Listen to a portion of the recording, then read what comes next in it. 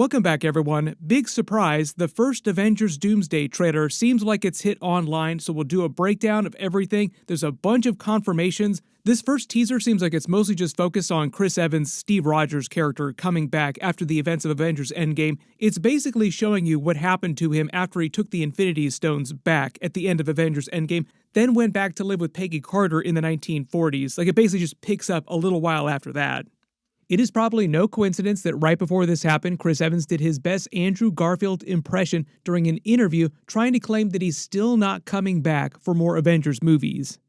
The version that's online right now is the most janky potato quality version, so I'll try to include bits of it as much as possible, but it's giving vibes of that very first Avengers Infinity War trailer. If you remember, it leaked out from Comic-Con 2014, years before Infinity War actually came out. Remember, Infinity War didn't come out till 2018, 4 years ahead of the movie. Marvel is now hitting a record with how little they're going to actually be marketing Avengers Doomsday and Avengers Secret Wars. Like, how can they drive people as crazy as possible without releasing any actual footage?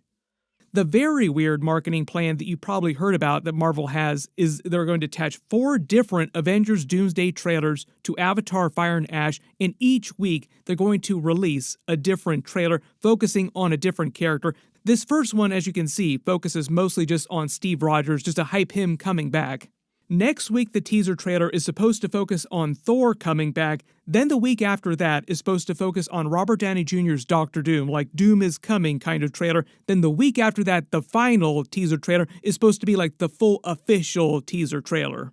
But over the entire trailer, you hear them play a somber version of the Avengers theme. Basically, Avengers Endgame music, just remixed a little bit differently to highlight him coming back. And it is meant to be the Steve Rogers from the end of Avengers Endgame, just a few years after he had been living with Peggy Carter in the 1940s. So we might be up to the 1950s at this point. The trailer starts with him driving his motorcycle up to the house where they went to live. It's the same house from the end of Avengers Endgame. He walks up to the door, puts his Captain America suit down as he walks in. It is the same suit he was wearing at the end of Avengers Endgame, obviously. Don't worry, Bruce. It seems like he puts it in a case and he just locks it up, and he'll wear it again when Avengers Doomsday rolls around, even though he won't be going by the Captain America moniker anymore. I believe he'll be viewed as more of a nomad version of the character, but it is the same Steve Rogers from the 616 Marvel Universe, the main version of Steve Rogers. This is mostly because they don't want a bunch of different Captain Americas running around in the same movie, and Sam Wilson will be going by the Captain America moniker during Avengers Doomsday. But because of the way time travel works in the MCU, what'll really throw you for a loop here to make as many puns as possible is this version of Steve Rogers will not have aged up to the point where he goes back to the main universe and gives him the shield, meaning that this Steve Rogers also still has a Captain America shield. So going into Avengers Doomsday, you do have multiple Captain America shields. Then there's a scene of him holding his first son. He had 2 sons with Peggy Carter that we learned about during Winter Soldier. The writers of that movie are the same people who wrote Avengers Infinity War, Avengers Endgame, and one of the writers came back with the Russos to write Avengers Doomsday and Secret Wars. There was a big time travel theory that Peggy Carter did eventually at some point get married to Captain America with some time travel, and this is all after Avengers Endgame, and the sons that she mentions during that, the boys, were really his boys, but this version of Captain America and Winter Soldier hadn't gone through that yet, so we didn't know that at a certain point he would travel back into the past and live a life with Peggy Carter and have these sons. So apparently during Avengers Doomsday, there'll be at least one mini Captain America. Then they show that typical end credit type of title scene where it says so-and-so will come back during the next movie, this time saying Steve Rogers will return in Avengers Doomsday. Not Captain America will return in Avengers Doomsday, Steve Rogers will return in Avengers Doomsday. The Avengers theme music plays again, and it's the same very somber piano version of the theme song, and then they show the Doomsday Clock, an Avengers Doomsday Clock, but based on the real-life concept of the Doomsday Clock, which rose after 1947, World War II, as the Cold War was setting in.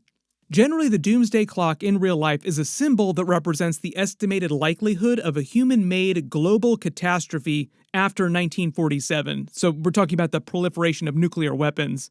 During the Cold War era, there was always this threat of mutually assured nuclear annihilation around the world, but because we're talking about the Marvel movies, this is the idea that doom is coming, the doomsday of the MCU is coming and counting down to the actual premiere. That's what the date that's counting down to is, the actual premiere of the movie.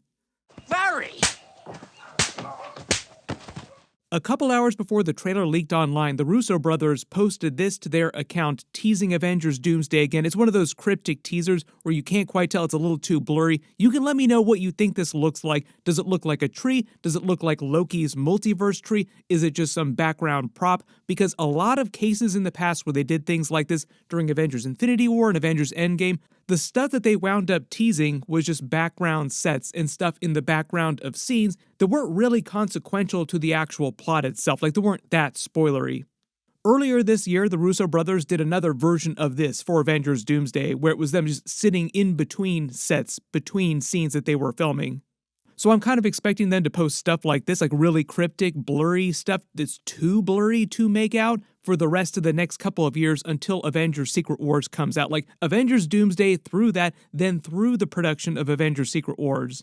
As of me posting this video, it seems like Marvel isn't releasing this stuff online officially, or if they do release it, it won't be till like very, very much later after the final teaser airs in theaters. Christopher Nolan did something similar with his Odyssey movie, where you can only see the teaser trailers for it if you go see it in theaters, and Universal will just like ban the hell out of people trying to repost it online. Marvel, please do not ban people for reposting this trailer. Very, very bad marketing strategy. There have been a lot of reports about what this Steve Rogers is doing during the events of Avengers Doomsday and how he's connected to Doctor Doom and the other characters. Part of the idea at the end of Avengers Endgame is that he was kind of soft retiring, like, you know what, I've earned myself a life, I'm gonna go live my life with the person that I love, Peggy Carter, in the past, and that'll be the end of it. But the report states that Robert Downey Jr.'s Doctor Doom blames Steve Rogers for causing an incursion when he went back to live in the past because he wasn't supposed to be there. And remember Doctor Strange Multiverse of Madness, the John Krasinski version of Reed Richards told Doctor Strange that when you go into other universes, other timelines that you're not supposed to be in, you create incursions, or it leads to incursions. So supposedly, Steve Rogers, when he went back to live with Peggy Carter in this alternate 1940s timeline, created one, and Doctor Doom blames him in that incursion that ensued for the death of his own family in his universe. This is also meant to connect with Franklin Richards. You saw that during the Fantastic Four post-credit scene, where it seemed like Franklin Richards was touching his face, and supposedly Doctor Doom thinks of Franklin the way that he thought of his son, who is now dead. So what the Russos are generally doing is adapting a version of Time Runs Out as they head into Avengers Secret Wars in the Jonathan Hickman version of Secret Wars, with a lot of changes, naturally. But generally the idea is that he has the same plot of Doctor Doom in the Time Runs Out storyline, where he is trying to save the multiverse, but he's also trying to stop other people from causing more incursions, and he has a really stabby way of going about doing it. One of those people being the 616 Steve Rogers, who's back in the 1940s, 1950s, living with Peggy Carter and this new child that he's had with her. One of the really interesting things, too, is that it seems like a lot of the plot so far that we know about focuses on the OG Avengers characters just in general. Like, you have Robert Downey Jr. playing a version of Doctor Doom, so he's not his version of Iron Man, but he's still an OG Avengers character who is like the main character of the movie, along with Chris Evans, Steve Rogers, who is the original OG Captain America. And supposedly Thor is the other co-lead of the movie, and everybody else are kind of like side characters. That includes all the classic X-Men that are coming back, the new Fantastic Four, the Thunderbolts characters, the Wakandan characters like the Shuri Black Panther, M'Baku. So it is really interesting, if you think about it, that Marvel is going back to the OG Avengers characters instead of trying to focus more on the brand new characters they introduced after Avengers Endgame. What I think that Marvel is doing generally, heading into Marvel Phase 7 with the soft reboot they're doing in Avengers Secret Wars and all the mutant stuff they're doing going forward, is they're trying to kind of give themselves a Marvel Phase 4 type of do-over where they're like, you know what we're going to do? We're going to speed run through a lot of that Marvel Phase 4, Phase 5 stuff, and we're going to play Avengers Doomsday if it's like Avengers Endgame Part 2, and then we'll give a more definitive transition between what came before, the Infinity Saga stuff, all the OG characters, and all the brand new stuff that we want to use to onboard a lot of new fans and get the old fans excited again about the stuff that they really love, namely the X-Men based stuff. There's a lot of Spider-Man Brand New Day stuff happening in the middle too. That's always going to be popular, like even a mediocre Spider-Man movie will still do well. But they're also trying to use Avengers Secret Wars, or like build up to that, along with Doomsday, as a sort of endgame level event for a lot of the legacy characters that didn't get their own version of Avengers Endgame back in the day, like Tobey Maguire's Spider-Man, Andrew Garfield's Spider-Man, all the classic X-Men. That's why they're focusing so hard on them in Avengers Doomsday. So what I think is going to happen over the next couple of weeks is that Marvel will retune their marketing strategy. I do expect them to release some of this stuff online because it just doesn't seem like it's worth it to force people to go see Avatar just to see the teasers. Everybody post all your reactions in the comments below and all your theories. We will see what Marvel winds up doing over the next couple of weeks. I'm hoping that they just cave and release all this stuff online. It doesn't make sense to try and lock it to theaters.